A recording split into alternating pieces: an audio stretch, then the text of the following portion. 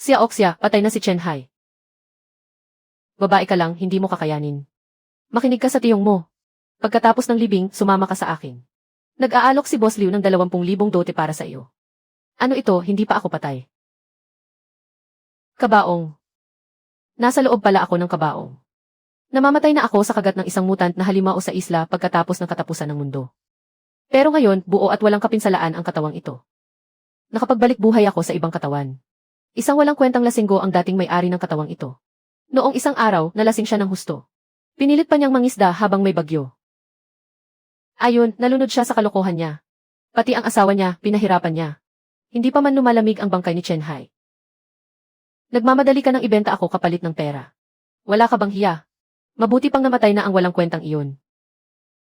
Hindi ka naman tinatanggihan ni Boss Liu. Ang biyuda, nagsisindi lang ng insenso pero kung makapag-ingay, akala mo gumuho ang mundo. Sino ang nagpako ng kabaong? Diyos ko, nagpanggap pala siyang patay.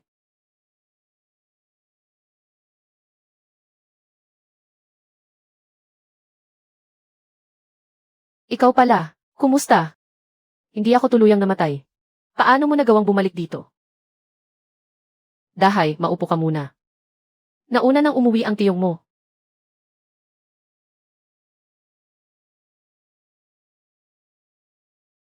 Wala nang bigas sa bahay. Ipinangpusta mo na ang lahat ng pera. Pagkatapos nating kumain, hahanap ako ng mahihiraman. Hindi maaari. Walang alam ang amo. Pero may karanasan ako. Madali lang kumita sa lamang dagat at magbayad ng utang. Dito ka lang. Pupunta ako sa dalampasigan para maghanap ng makakain. Saan ka na naman pupunta para manggulo? Noong huli, muntik ka nang mamatay sa pagnanakaw at panggugulo. Mamatay ka na sa labas.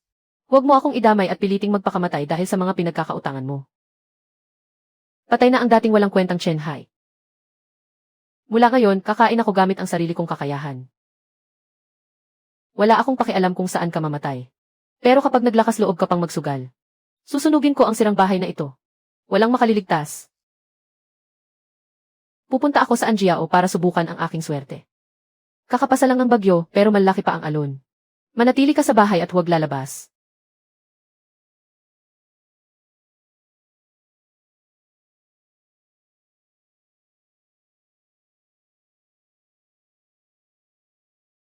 Kapag may bagyo, nagtatago sa mga patay na sulok ang malalaking kargamentong umiiwas sa alon.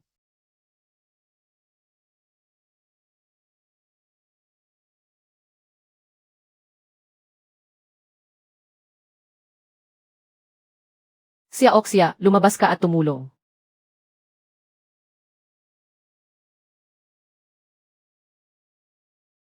Saan mo naman ito ninakaw?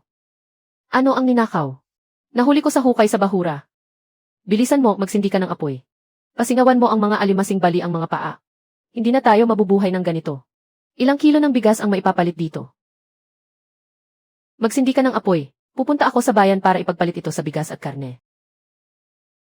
Mabuting tao si Mang Sun. Pinakamainam na sa kanya natin ibenta.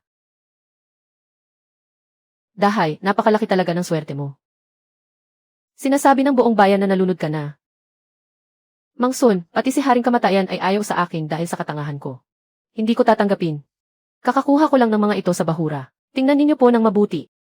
Napakaganda. Puro pulang alimango at malalaking alimango. Bibilhin ko lahat sa pinakamataas na presyo. 680 lahat. Ipagpalit ninyo ito sa akin ng 2 sako ng bigas.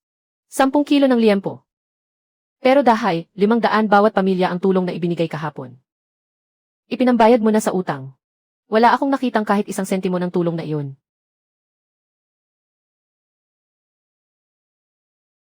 Nabawi ko ang pera mula kay Wang Dekay kasama ang mga tauhan ko. Kapag naglakas loob pa siyang manggulo, dumiretso ka rito sa himpilan ng lamang dagat at hanapin ako. Oxia, dalhin mo ang perang ito bukas. Ayusin natin ang butas sa ilalim ng luma nating bangka. Basta makapaglayag ang bangka. Mababayaran agad natin ng buo ang utang. Ayos na ang bangka. Pupunta ako sa laot ngayon. Kapag hindi matanggap ni Wang Dekay ang nangyari at manggulo siya, tawagin mo si Mang Sun.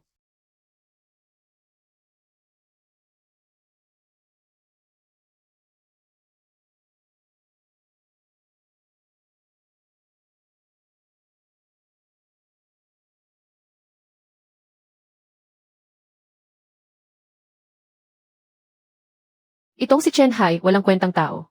Talaga bang nakahuli siya ng magandang huli? Walang sinuman sa buong nayon ang nangangahas pumunta sa malalim na bahagi ng dagat. Ano ba ang karapatan niya para yumaman? Inagaw ni Son Goki ang tulong pinansyal. Pero ako pa rin ang tunay niyang tiyuhin. Nakakahuli siya ng ganito kagagandang isda. Dapat niya akong bigyan ng 2 isda. Karapatan ko iyon bilang nakatatanda. Uuwi ako at hihintayin ko siyang maghatid dito.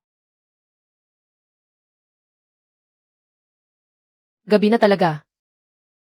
Bakit hindi pa naghahatid ng isda sa akin ang batang iyon? Walang utang na loob na hamak na lobo. Nang yumaman, hindi na kinikilala ang mga nakatatanda. Hindi pwede. Ayaw niyang maghatid. Ako mismo ang pupunta roon at maniningil. Tay, ano ang ginagawa niya roon sa loob? Ay! Huwag kang magpaligoy-ligoy. Halika, pumasok tayo at tingnan. Dahay, ano ang niluluto mong masarap? Wala lang, sabaw ng kelp. Huwag mong lokohin ang tiyong. Sa amoy pa lang, huli na iyan ni Dahay. May kakaiba sa amoy ng kelp. May nahuli ka bang malalaking alimango sa bahura? Bigyan mo ng 2 piraso ang tiyong. Ikaw ang nakahuli. Bakit mo siya bibigyan? Dahay, nangako ka mismo noon. Nakapag nakahuli ka ng magandang huli, bibigyan mo ang tiyong. Kung ganoon, hanapin mo ang dating Chen Hai. Nasa ilalim siya ng dagat. Patay na ang dating siya. Ako ang masusunod sa bahay na ito ngayon. Umalis ka na. Chen Hai, bakit ganyan ka makipag-usap sa tatay ko? Naghahanap ka ba ng gulo? Ay! Siya Oxia, bumalik ka muna sa kwarto. Mga bagay na isinuga ni Chen Hai ang buhay niya para makuha sa bahura. Sinumang mga hasmang agaw, haharap sa kutsilyo ko. Sinumang mang-api sa apo ko. Lolo! Lumayas kayo sa bakurang ito. Tito Lee, pag-usapan muna natin ng maayos. Tay, huwag kang matakot. Tay, huwag kang matakot. Isang matanda at isang inutil lang ang kalaban natin. Ano ang dapat nating ikatakot? Aray! Aray! Aray, huwag sa ulo. Aray!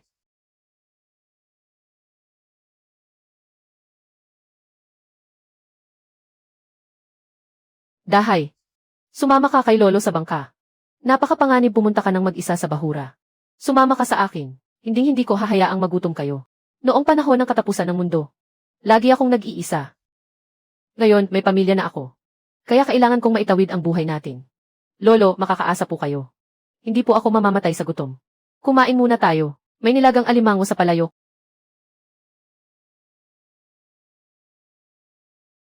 Dalhin mo itong sibat pangisda. Isuot mo ito kapag nasa malalim na tubig na tayo. Itulak mo ang bala sa pwesto para maikasa. Ang makapal na itim na goma ay para sa malalaking huli. Kapag nakasalubong ang pating toro at nakaamoy ito ng dugo, nagwawala ito. Tay, hindi mo ba napapansing kakaiba na si Chen Hai? Dati, ni hindi siya nangangahas lumaban sa atin. Baka minsan na siyang namatay. Kaya lang siya naglakas loob. Dati, pati hipon ay hindi niya kayang hulihin ng maayos. Hindi ako naniniwalang makakakuha siya ng malaking huli sa bahura. Iswe, ang agos sa ilalim ng dagat. Mas mapanganib pa iyan kaysa sa mga alon sa ibabaw. Ha!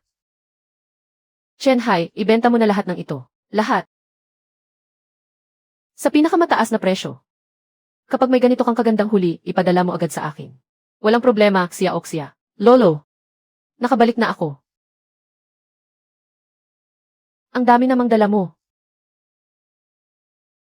Umatras na ang tubig.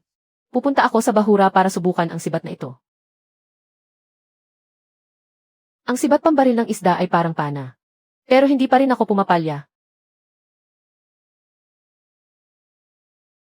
Sobrang tapang ng amoy ng dugo sa tubig. Nakapasok na tayo sa pugad ng mga pating. Kaya pala wala akong nakitang maliliit na isda kanina. May problema. Ang mga hayop na ito, marunong palang magtulungan sa pag-ikot at pangangaso. Marunong pa silang sumubok sa depensa ng kalaban. Sayang, nagkita pa tayo. Gagamitin ko kayo ngayon para mag-practice. Lolo! Lolo, ituro ninyo sa akin kung paano basahin ang mapa ng dagat at kompas. Bakit mo biglang gustong matutunan iyan? Ayoko ng araw-araw na naghihintay lang sa bahay na parang bulag.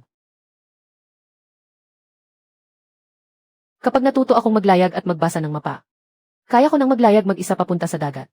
CJ, hindi naman pahuli ang babae sa paglalayag. Hintayin muna nating humupa ang hangin at alon sa mga araw na ito. Tuturuan kita ng harapan, hakbang-hakbang. Salamat po, Lolo. Ngayon, mukha na talaga tayong isang pamilyang nagsusumikap mabuhay. Basta pagsasamahin ninyong dalawa ang inyong lakas. Siguradong gaganda ang takbo ng buhay ninyo. Hindi ko alam kung may nahuli na siya ngayon. Mukhang lalakas pa ang hangin at mga alon. Huwag kang mag-alala. Mas kumpleto pa ang paghahanda ni Chen Hai sa pagsisid kaysa sa isang veteranong mangingisda. Kung talagang gusto niyang makabangon. Maliit na hampas lang ng alon ito. Paggamit ng mabigat na sibat pambaril laban sa inyo, parang nanlalamang na ako. Magpraktis muna tayo ng malapitan ng laban. Mukhang kailangan ko kayong ubusin lahat ngayon.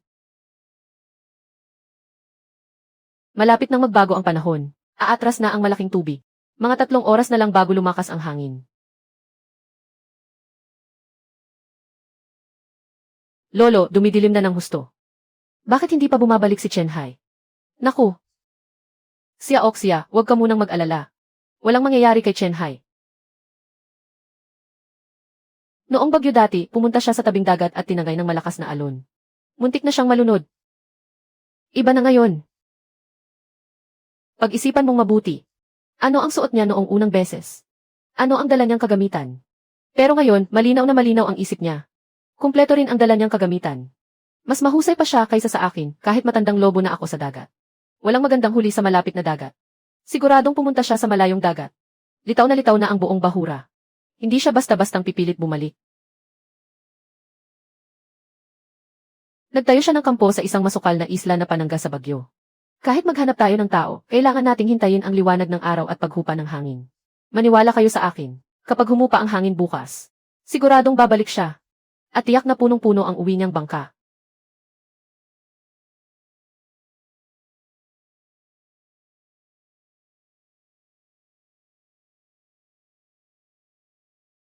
Ang ilang pating na iyan ay sapat na para makabili ng makina para sa bangka. Sobrang bilis ng pag-atras ng tubig. Lumitaw na ang buong bahura. Kapag pinaandar natin pa uwi ang kahoy na bangka ngayon, tiyak na madudurog ito. Kailangan nating magkampo sa bahura ngayong gabi at magpalipas ng isang gabi.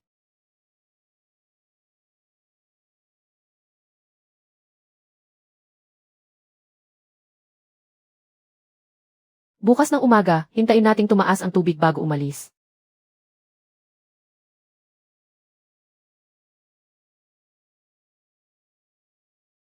Siguradong balisang-balisa na sa bahay sina Lin Xiaoxia at Lolo.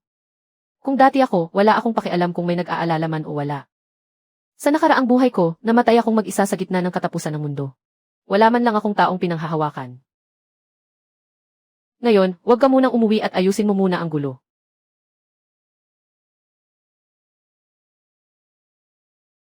Umalis ka na, Xiaoxia. Grabe ang lakas ng alon kagabi. Pumalaot si Chen Hai sa malalim na bahagi. Baka wala nang matirang kahit isang tabla. Utang niya sa pamilya niya ang daming basura. Kung mangangahas siyang mamatay sa labas, ipadadala ko ang mga buto niya para pambayad utang. Tumigil ka sa maitim mong bibig. Isa pa at susubukan mo talaga. Masyadong malamig ang bibig ni Xiaoxia. Umuwi muna tayo. Ikaw ang nagbantay dito buong magdamag. Nakatitig ako rito, Lolo. Maghihintay pa ako sandali. Sabi niya, uwi rin daw siya. Tingnan niyo agad. Sa may kanto ng pampang. May bangka bang papalapit?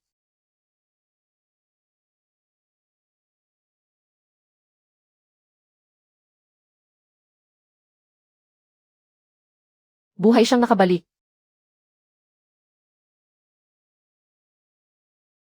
Naku, Diyos ko. Chen Hai, inubos mo ba ang mga sundalo ng Dragon King? 4 lahat, malalaking bluefin tuna.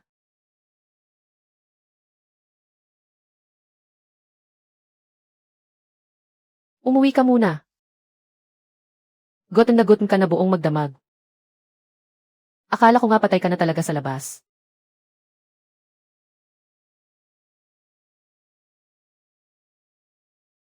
Paano mo nakuha ang ganito kalaking isda? Dati, sa malalim na bahura ka lang nangingisda. Pero nakatagpo ka ng kawan ng bluefin tuna. Amoy dugo ang mga hayop na to, pinalibutan ako. Kaya pinuksa ko sila. Nasugatan ka ba? Wala. Ilang isda lang. Halos makuha na ang buhay ko. Itong dalawa ay tinamaan ko mula sa malayo gamit ang mabigat na fish gun. Itong isa, tinusok ko ng malapitan gamit ang hand fish spear. Yung pinakamalaki hindi talaga nakatakas. Ako ang sumaksak at pumatay sa kanya gamit ang underwater knife. E paano mo naman ibebenta ang mga bluefin na to? Ipapalit mo sa mas magandang karne. Magtabi ka ng makakain sa bahay. Ibenta mo ang natira para pambili ng kagamitan. Ay naku, matibay ang buhay ng dagat. Ang laki ng alon pero 4 na bluefin tuna ang nakuha mo. Angas mo na talaga, iho. Kilala ko ang mga bigating negosyante sa lungsod. Espesyal na bumibili sila ng bluefin tuna. 3 para sa 3,000. 4 para sa 12,000. Pero sa susunod, anumang magandang huli mo, akin na ang kapalit. Akin ang 20% bayad sa pamasahe at pagtakbo. 20% wala ka bang hiya? Hindi na kailangan, ako na mismo ang magdadala sa lungsod para ibenta. Shenhai, huwag kang mayabang. Lahat ng bumibili ng isda sa bayan, binati ko na. Walang mangangahas tumanggap ng paninda mo. Sinasabi ko sa'yo, ang pinakamalaking mamimili ng isda sa lungsod ay pamangkin ko. Kahit magkapilas-pilas ka, wala kang kikitain ni 1 sentimo. Sabi mong magkakapatid tayo, magkakapatid niya. Kung di ka naniniwala, sige, pumunta ka. Sabi ko na nga ba sa inyo? Kung mangangahas kang daanan ako para magbenta ng isda. Ondekay, hindi lang sa lungsod. Sa buong lungsod ng Donghai, walang tatanggap ng kahit isang isda mo. Maghintay ka na lang na mabulok sa kamay mo. Hahaha, tama nga. Paalala ko lang sa'yo ng mabuti. Hindi mura ang toll at bayad sa kalsada sa lungsod. Kung tutuloy ka ng ganito, huwag kang magreklamo kung hindi ka pinapasok ni Chong para makaalis. Totoo ba ang sinasabi ni Dahay? Kung talagang may kakilala si Wang Dekay sa lungsod. At kaya niyang hadlangan ang lahat ng isda natin. Susubukan ko pa rin. Bukas ng madaling araw, punta ako sa lungsod.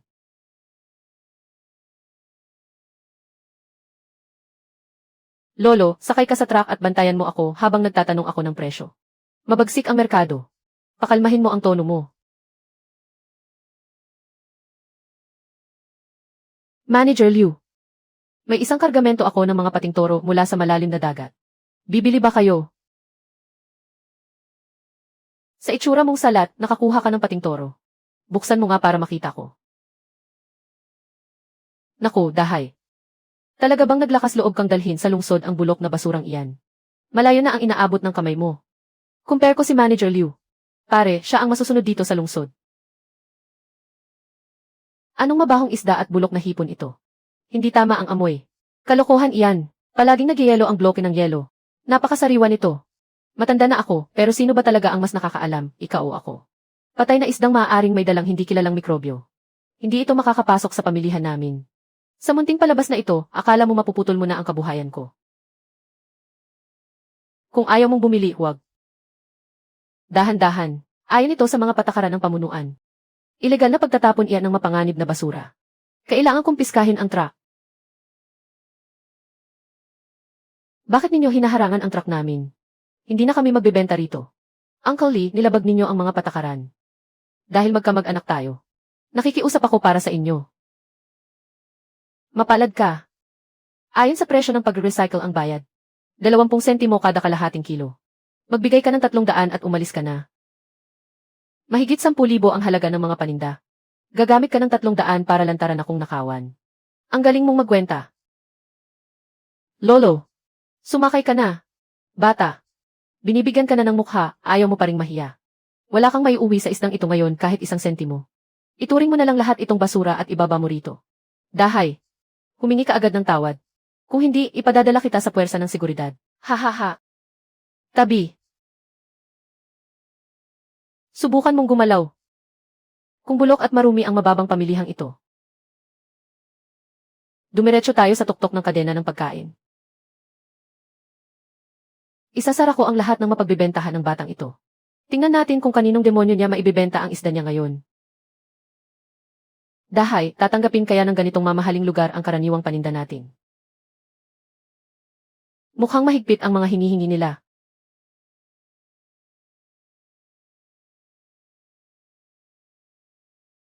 Mas mataas ang antas ng lugar, mas marunong kumilala ng kalidad.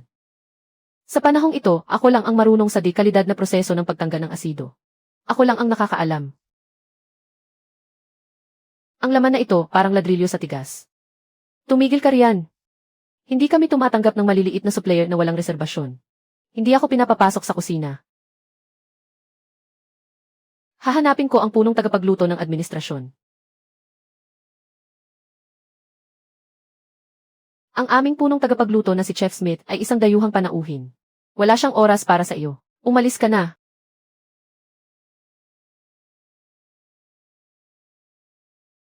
Lubhang hindi nasisiyahan si Ginoong Smith sa mga sangkap ngayong araw. Kung walang pinakamataas na uri ng lamang dagat. Sira ang hapunan para sa mga panauhing pandangal ngayong gabi. Pinakamataas na uri ng lamang dagat. Mayroon ako niyan.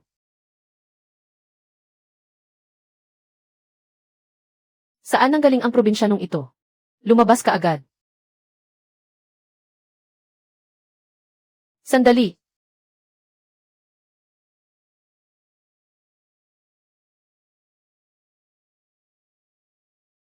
Hindi ito kapani-paniwala.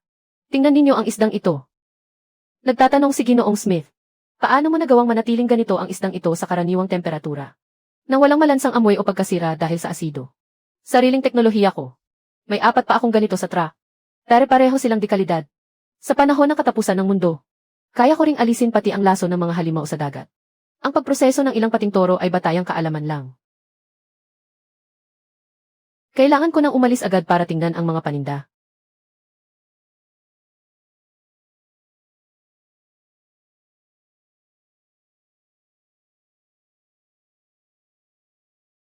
Sabi ni Emily Smith, mababawasan ang inaalala ng hotel sa supply batch na ito. Handa siyang magbayad ng 20,000 para sa buong kargamento. Deal. Pero may kondisyon ako. Ano ang gusto ninyong kondisyon, Jimmy Smith? Sa lahat ng high-end na huli ko mula ngayon, ang hotel ninyo ang may unang karapatang bumili. Pero dapat ang presyo ay ayon sa pinakamataas na presyo sa merkado. Ha ha ha. Sang-ayunan ko, Jimmy Smith. Ito ang pinakataas na antas na sertipiko ng karapatang magbenta. Nasa kamay na ang unang kaban ng pera. Ngayon pa lang nagsisimula ang palabas ni Wang Dikay.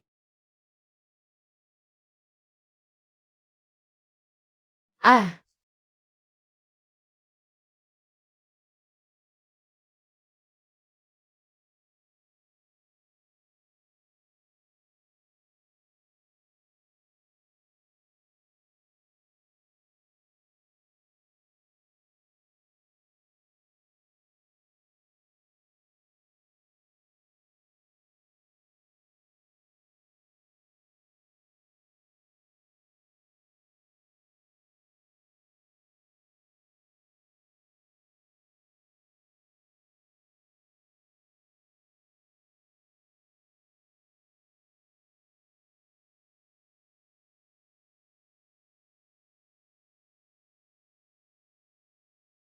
Mabigat na halaga.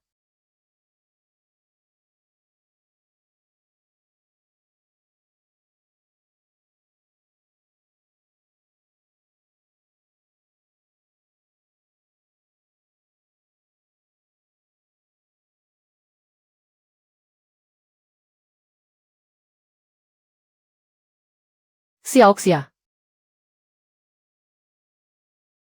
Kay Boss Liu nagtatrabaho si Dahay.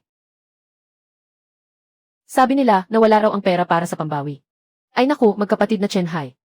Nakakahiya naman. Ang mga taong nasa ilalim mo walang alam. Kapag nabasag ang bangka, ako ang magbabayad. Kapag sinunog mo ang gamit ko sa produksyon. Parang gusto mong putulin ang ugat ko. Hindi mo iyon kayang bayaran. Yesi, isang lumang kahoy na singtagas ng tubig, 500 ang alok ko. Sapat na iyon para pakainin ang buong pamilya mo ng kalahating taon. Sabihin mo sa manugang mo na ako ang bahala sa pagseto nito.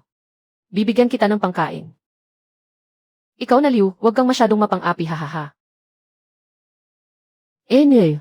Lolo, kung walang bangka at walang lambat, paano tayo lalabas sa dagat? Gamit ang kamay lang. Ang problema ko, hindi mo na kailangang intindihin. Bukas, magkakaroon ako ng pinakamalaking towboat sa buong nayon. Ang yabang mo, kaunti lang ang yaman, umastang parang hari na. Easy, gagawin kung wala kang isang patak ng langis sa bayan.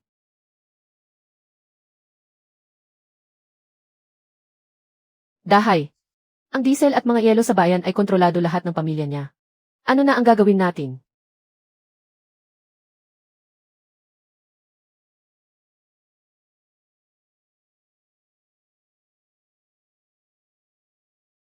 Ang bangkang ito ni Dahay ay second-hand man. Pero malakas ang makina. Pero nagsalita na si Boss Liu. Walang bibili niyan sa iyo. Ang diesel at yelo. Pinadpad na niya sa 3 kooperatiba ng supply. Ang lahat ng yelo, binili na niya. Kung walang yelo, ang huling isdang galing sa malalim na dagat ay mangangamoy pagdating ng kalahating araw. Hindi kailangan ang yelo. Ang perang pambili ng yelo. Ilalagay natin lahat sa high-pressure water pump at cooling pipes. Iayos mo ang live fish hold. Sa mga malalaking barkong pandagat sa ibang bansa lang meron ang teknolohiyang iyan. Hindi kaya ng mga walang halong diskarte dito sa atin. Ang simpleng microcirculation system na ito. Sa Apocalypse ay pang basic life support lang. Ang iba hindi magagawa. Kaya ko.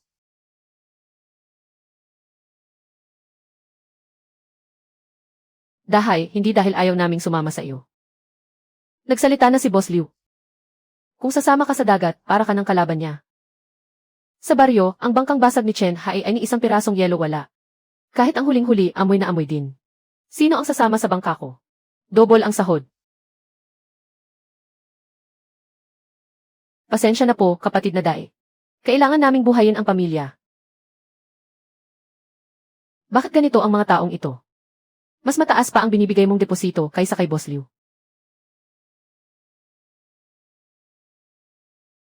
Mas marami ang makukuha kapag kaunti ang tao. Siya Oxia, manatili ka sa Pampang. Makipag-coordinate ka kay Smith sa syudad. Ang head chef.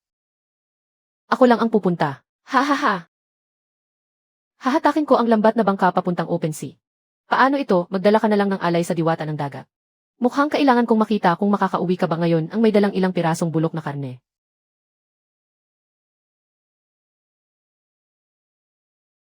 Sinakop ni Boss Liu ang mga pangingisdaan sa mababaw na dagat. Kung ganoon, pupunta ako sa ipinagbabawal na bahagi ng patay na dagat na walang nangangahas pasukin. Biglang bumaba ang temperatura ng tubig. Nagsalubong ang mga agos sa karagatan. Ito ang rutang dinaraanan ng malalaking isda sa ilalim ng dagat kapag lumilipat ng tirahan. Walang taong tutulong. Gagamitin ko ang ganap na mekanisadong operasyon bilang kapalit ng mga tao. Kailangan lang eksaktong matukoy ang pagitan ng pagtaas at pagbaba ng tubig. Mas eksakto ang makina kaysa tao. Walang tugon ang fish finder. Pero hindi nagkakamali ang direksyon ng buhangin sa ilalim ng dagat. Umaasa sa swerte ang karaniwang mangingisda. Ako naman, umaasa sa kalkulasyon. Oras na. Higpitan ang lubid sa ilalim at iangat ang lambat. May mali sa bigat. Lampas ito sa karaniwang densidad ng kumpol ng isda. Napakataas ng presyo sa pamilihan ng mga dilaw na isda. Hindi bababa sa 5,000 kilo ito. Sinimulan ang microcirculation. Panatilihin ang antas ng oxygen. Boss Liu, gusto mo bang makakita ng nabubulok na laman? Ako mismo ang mag-uwi ng isang buong bodega ng mga buhay at kumakampay na ginto.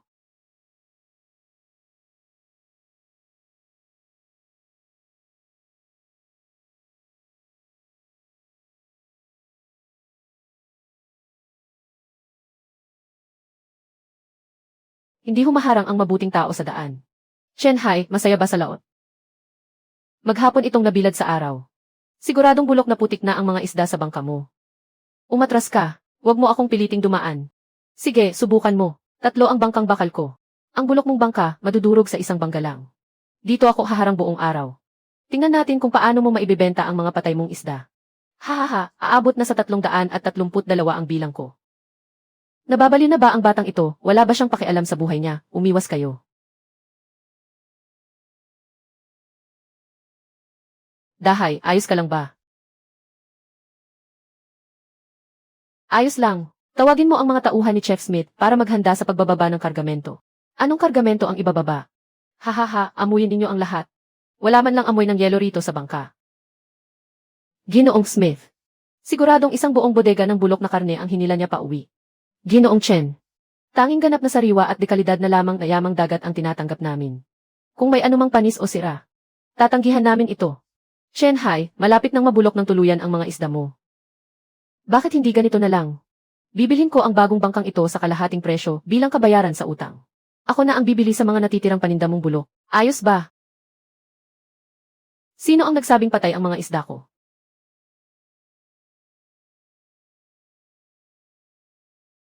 Buksan ang bodega. Diyos ko. Buhay silang lahat. Napakalalaki ng mga ligaw na dilaw na isdang ito. Mga ligaw na dilaw na isda. Napakalalaki ng mga ligaw na dilaw na isda. Impossible ito. Walang kahit isang tipak ng yelo. Paano mo naiuwing buhay ang mga isda? Yelo lang ba ang laman ng utak mo? Wala na bang puwang para sa ibang kaalaman? Sabi ni Ginoong Smith. Perpekto ito, talagang isang himala. Ang mga buhay na dilaw na isdang ito ay bibilhin namin lahat sa pinakamataas na presyo sa pamilihan. Dahay. Ang laman ng isang bodega ng isda ay hindi bababa sa 300,000. Wow, yumaman na rin tayo kahit hindi man lang nadoble ang bayad sa mga sumama sa kanya sa laot. Talagang kumita tayo ng malaki. Huwag kang masyadong kampante. Kahit may benta mo ang huli mong ito. Sa akin pa rin mapupunta ang buong dagat na ito. Talaga. Mulat ang mga mata at tingnan mong mabuti. Permit para sa espesyal na pangingisda sa malalim na dagat. Paano mo nakuha ang pahintulot mula sa tanggapan? Sa harap ng ataking lampas sa antas ninyo, ang ipinagmamalaki ninyong monopolyo ay isang basurang papel lamang. Umatras kayong lahat. Dumating na si Abogado Zhang ng pangkat pinansyal ng karagatan ng kabisera ng lalawigan. Zhang ang apelyido ko. Kinatawan ako ng korporasyon. Narito kami para bigyan ng pera ang lahat. Namimigay kami ng pera. Masakim pa ang kapitalista kaysa sa mga halimaw ng katapusan ng mundo. Mga kababayan, magandang balita ito.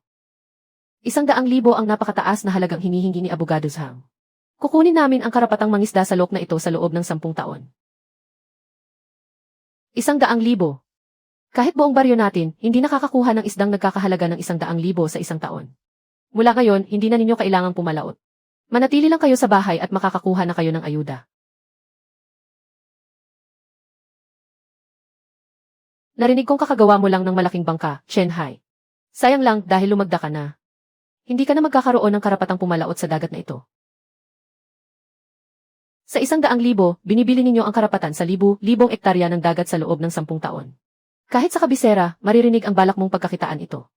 Bata ka, legal at naaayon sa batas ang negosyong ito.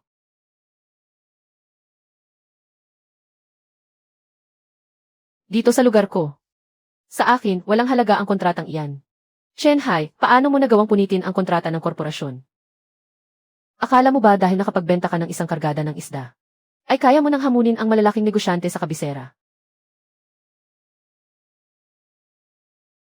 Malalaman mo rin agad. Sa harap ng napakalaking kapital. Walang halaga ang teknolohiya mo.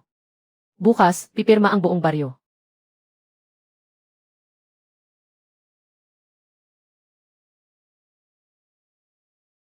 Nakita mo na rin ang sinseridad ng korporasyon, Kapitan. Kailangan na lang lagyan ng selyo. Ang paunang bayad na 50,000 ay para sa buong baryo. Pati ang pamilya ni Matandang Lee sa silangang bahagi, pumirma na. Makakakuha kayo ng pera nang hindi na pumapalaot. Napakagandang bagay, hindi ba? Pero sabi ni Dahay, may bitag sa kontrata. Isa lang siyang mangingisda. Ano ba ang alam niya sa batas, wag nang pumirma. Aarkilahin na lang natin ang dagat ng katabing baryo. Huwag kayong mangarap na makakuha kahit 1 sentimo. Direktor, narito ang 300,000. Bibilhin ko ang lugar na ito. Dahay, yumaman ka na. Ano ang gagawin mo sa tigang na lupaing iyon? Dahay, hindi ba dapat itabi natin ang pera para bumili ng bagong lambat? Panghuli lang ng isda ang mabibili nating lambat. Ang binili ko ang magpapigil sa kanila. Gustong monopolihin ng korporasyon ang karagatan. Kapag wala ang cold chain ko, mabubulok lang ang mga isda. Kumpleto na ang mga papeles. Akin na ang tanging daan papunta sa lungsod. Siya Oksya, maghanap ka ng mga taong magpapalibot sa daan ngayong gabi.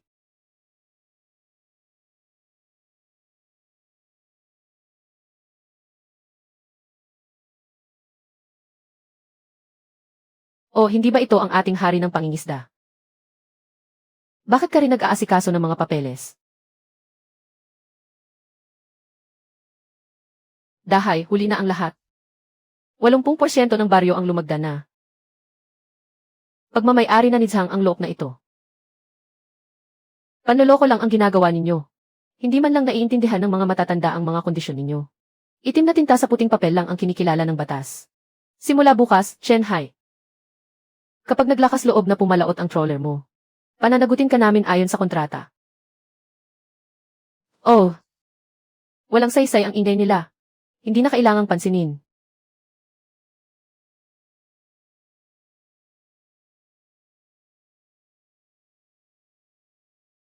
Pagtatayo ng depensa laban sa katapusan ng mundo. Pampainit lang ang kaunting trabahong ito. Boss Chen, ayon sa mga ipinagawa ninyo, ang tanging pangunahing rutang pangkargamento papunta sa pantalan ay nasa loob na ng sakop ng pagbabawal natin. Tingnan ninyo lahat. Ito ang tunay na kapangyarihan ng korporasyon. Mas marami ang kargang na ibebenta namin sa isang gabi kaysa sa kinikita ninyo sa buong taon. Abogado Zhang. Mula ngayon, aasa na kami sa inyo para maibenta ang mga kargang ito sa dagat. Alagaan ninyo ang pwesto ko sa pamilihan. Sige, basta huwag ninyo itong ibenta kay Chen Hai. Ayos sa akin ang lahat. Aba, napakaraming karga. Kung tayo na lang mismo ang magbenta nito. Magkano ang katumbas nito? Bilisan ninyo ang pagkakarga. Ang malaking hotel sa lungsod. May naghihintay pa sa atin na espesyal na kargamentong dagat. Ano ang nangyayari? Wala pang ang toll gate dito kahapon.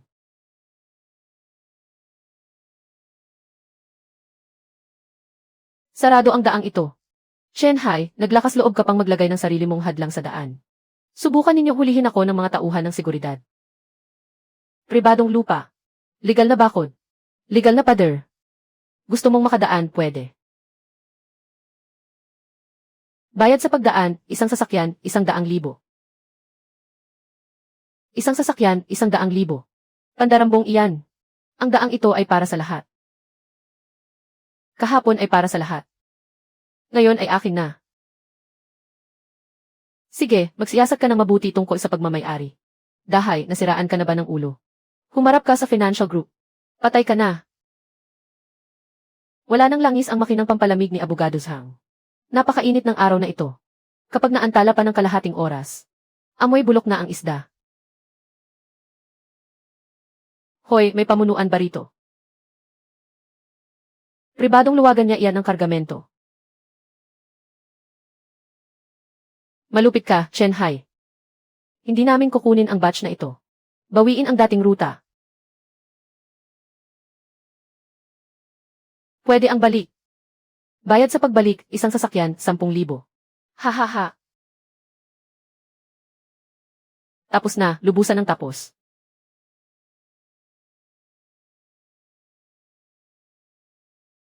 Hoy, Pangulo ng Lupong. Ikaw mismo ang pumunta sa lungsod ng Donghai. Hahaha.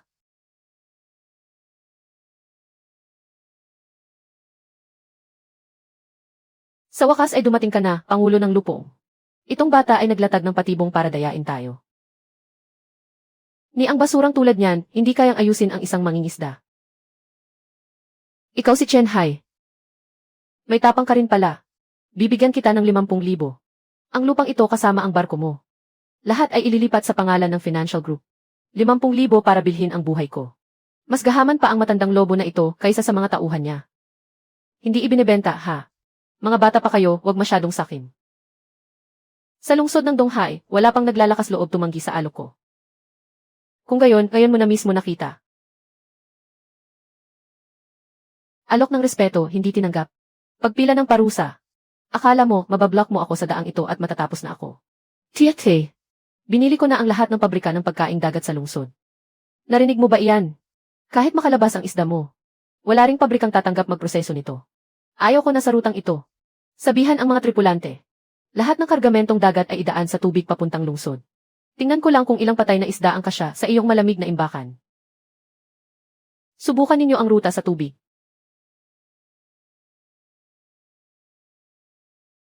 Kung sa tubig sila dadaan, hindi ba natitinag ang rutang ito sa atin?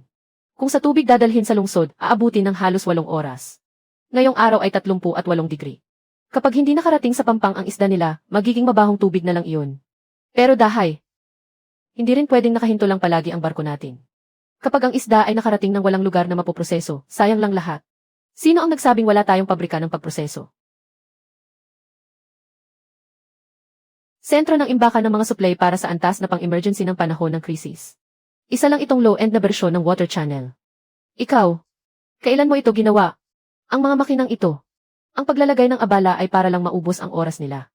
Ang tunay na alas ay ang pagkontrol sa pangunahing teknolohiya ng pagproseso. Head Chef Smith. Nakapagpaunang order na siya ng unang batch ng mga produktong masinsinang na proseso. Dodoble ang presyo bawat unit. Boss, may problema. Dumating na ang tagapamahala ng supply ng kuryente sa bayan. Sabi nila, labag sa patakaran ang paggamit natin ng kuryente. Pipilitin nilang putulin ang linya. Chairman Chen Hai. May mensahe akong ipararating sa iyo. Masyado ka pang hilaw para makipagsabayan sa akin. Nagbayad kami ng kuryente sa tamang oras. Anong karapatan ninyong putulin ang kuryente? Pang-aabuso ito ng kapangyarihan para sa personal na galit. Lumalampas sa itinakdang kapasidad ang mga kagamitang ito. May mga panganib sa kaligtasan. Kailangang patayin ang kuryente para maisagawa ang mga pagsasaayos.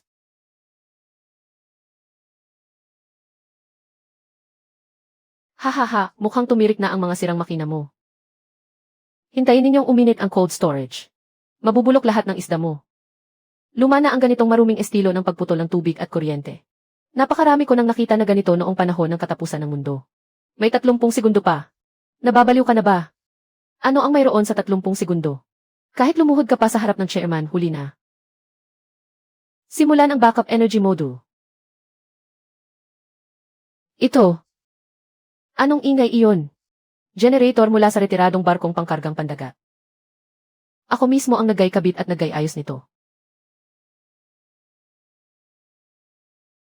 Kung magtatayo ako ng pabrika, bakit ko ipagkakatiwala sa iba ang buhay ko? Hindi ko na kailangan ang kuryente ninyo. Sige, mauna na kayo. Magaling ka. Tingnan natin kung gaano karami ang diesel na kaya mong sunugin. Hello, Chairman. Anong barko ng kumpanya sa karagatan ang naaksidente?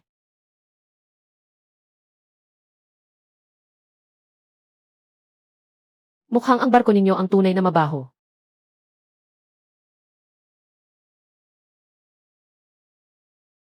Paano sabay-sabay pumalya sa dagat ang mga basurang makinang pampalamig? Nasira ang kargamentong nagkakahalaga ng milyon-milyon. Na-check na, Master. Masyado raw matagal umandar ang ikutan ng makina. Nasunog lahat ng linya.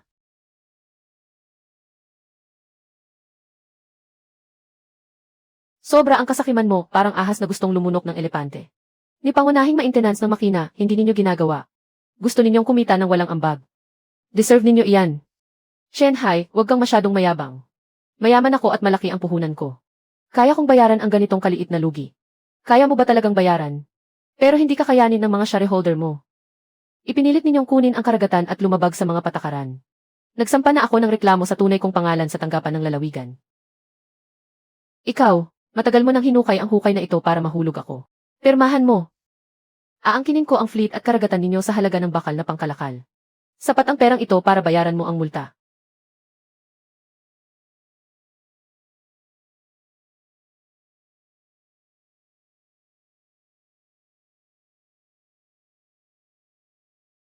Si Emily. Charlie ay may-ari ng isa sa pinakaprestihiyosong international auction house.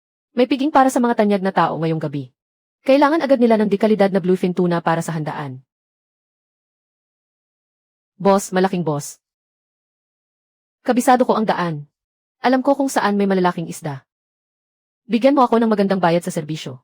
Ako ang magiging gabay ninyo. Lumayas ka. Nag-alok si Emily. Charlie ng $1,000,000.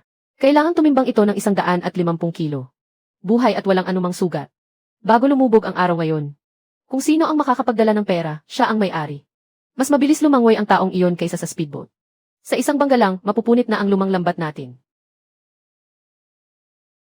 Ako na ang tatanggap sa hamon. Ikaw na batang hambog, nagpapanggap kang malaking tao. Wala pang makukuha kahit isang bangkang panghuli ng malaking grupo. Sa harap ng mga mata, darating ang isda sa tamang oras at ilalapag sa tabla. Ihanda ang cash. Kapag naglakas loob kang lokohin ako, mawawala ka ng tuluyan.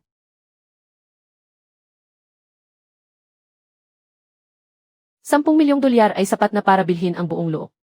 Papasok ka ng malalim at lulubog sa madilim na dagat. Kahit malalaking barko ay kaya niyang baliktarin. Ang maliit mong bangka na yan, kapag pinuntahan mo, parang isinugod mo ang sarili mo sa kamatayan. Kapag natakot ang bluefin na goldgo na isda, mabilis itong lulubog. Kapag lambat ang ginamit, mababasag lang ang mga ugat niya. Masisira ang laman. Tanging ang pinakaprimitibong paraan lang ang pwede. Mga taktika ng panghuli sa malalim na dagat na halimaw mula sa huling panahon. Gamitin natin ngayon laban sa isang isda. Parang pumapatay ng manok gamit ang bolo de kusina. Bilis niya noong dumating 80 kilometro bawat oras. Higit sa 2 metro at kalahati ang haba. Kailangang mahuli ng buhay. Hindi pwedeng tamaan sa vital na parte. Mabilis na hulaan. Tama.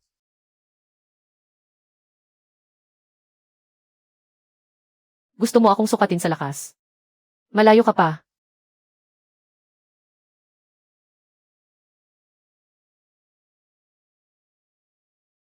Si Mr. Charlie, ang taong probinsya na iyan, talagang hindi mapagkakatiwalaan. Sa nakita ko, tiyak na nalunod na siya sa labas. Iyan ang balo ng demonyo sa dagat. Lugar iyon na kapag napunta ka, wala nang balik. Mabilis na kayong magsipaghiwa-hiwalay. Ihanda na ang gagawin sa kanya pagkatapos. Tumigil ka sa kakadaldal. Ang apo ko, siguradong walang mangyayari sa kanya. Ay, bangka iyon ni Dahay. Bumalik na siya.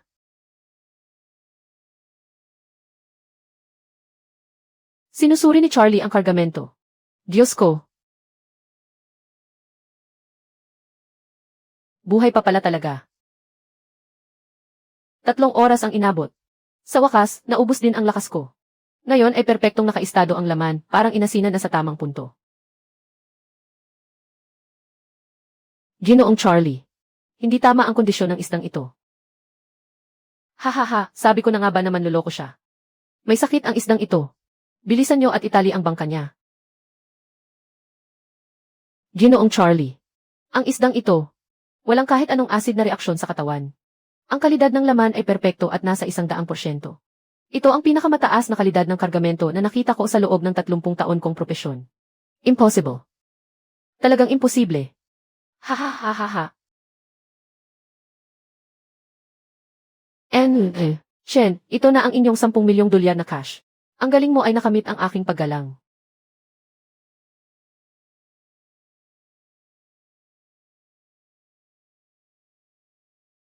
Malinaw na ang usapang pera at kalakal. Hindi pwede, dagat na ito ay sa amin ng baryo. Kailangang ipamahagi ang perang ito sa baryo. Hinahanap mo bang mapahamak?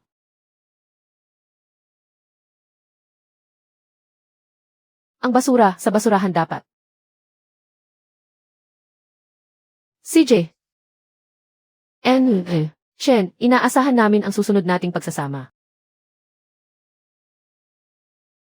Bukas ay ipapatawag ng kapitan ang buong baryo para sa pagpupulong.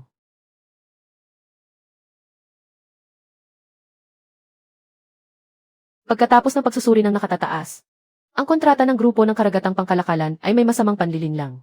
Ngayon ay ganap ng walang bisa. Pero hindi na pwedeng basta-basta manghuli sa bahaging ito ng dagat.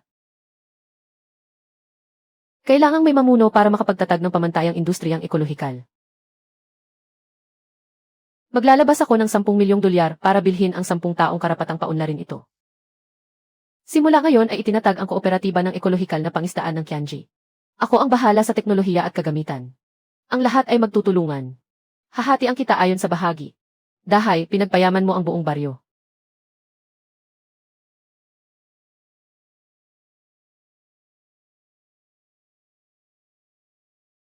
Nabigla ako ng husto. Noong una, bakit ko pa ba siya gustong gantihan? Tapos na ang operasyon sa baybaying dagat. Sa wakas, nailagay na ang simula ng aking imperyo sa dagat.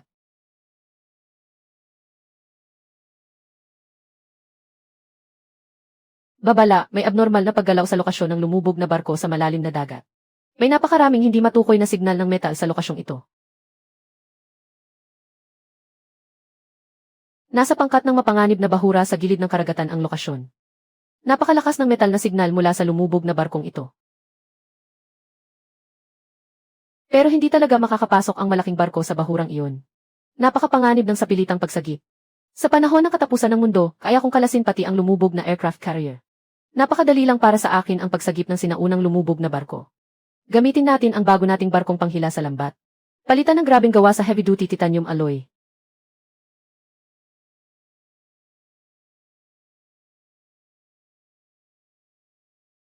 Ginoong Chen, mula ako sa kumpanya ng pagsagip ng starfish.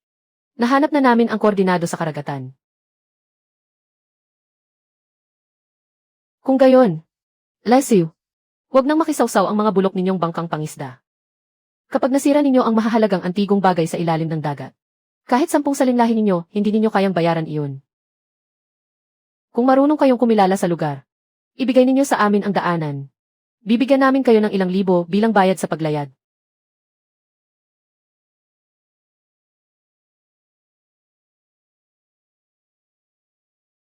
Sige, subukan ninyong tingnan kung alin sa mga kagamitan natin ang unang sasadsad sa ilalim. Napakalakas ng agos sa ilalim ng dagat. Nawalan na ng silbi ang sonar. Hindi matukoy ang eksaktong lokasyon. Umasa sa sonar. Sa karagatang ito ng kamatayan. Sa ganap na pandama lang tayo makaasa. Ipadala ang submersible at unlock ang pinagmumulan ng metal na signal. Wala man lang nito ang mga profesional na diver. Manghuhuli ng isda para magsagip ng lumubog na barko. Para na ring nangangarap ng gising. Buksan ang makina sa pinakamalakas na pwesto. Ihilan ninyo ang lambat ngayon.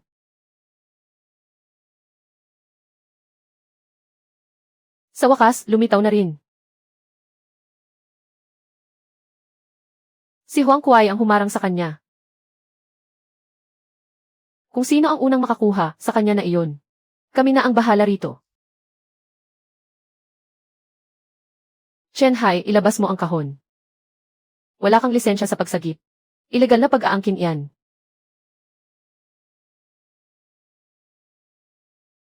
Nasa barko ko iyan. Akin ang mga nahuling isda. Kung ganoon, dere-derecho akong sasalpok. Tutal, mas wala pang silbi ang mga bulok ninyong barko kaysa tambak na bakal. Mga hangal, hindi man lang ninyo alam kung kaninong teritoryo ito, pero nangahas kayong manggulo. At ngayon, gusto ninyong manakit. Patayin ang makina. Mag-angkla tayo rito.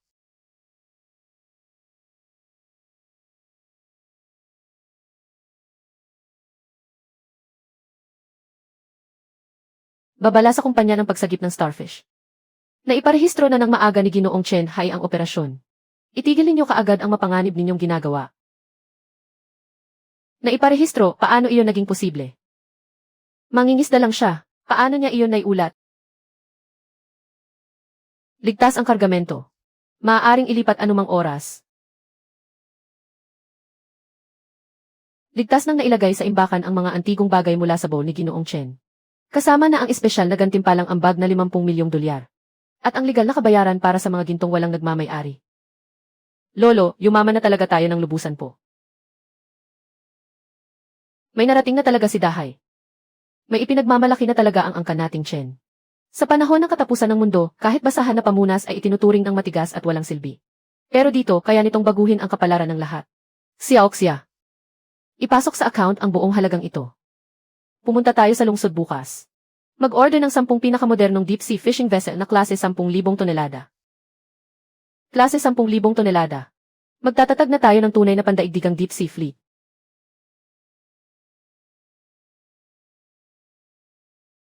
Kung alam ko lang na kaya pala niyang bumuo ng fleet. Sana sumama na rin ako noon.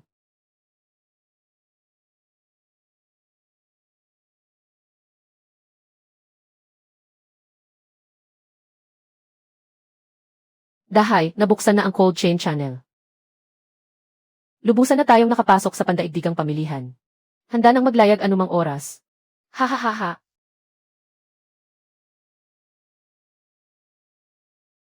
Mula sa isang butas na bangkang kahoy. Hanggang sa imperyo sa karagatan ngayon. Hindi na sayang ang buhay na ito. Busina at maglayag na tayo.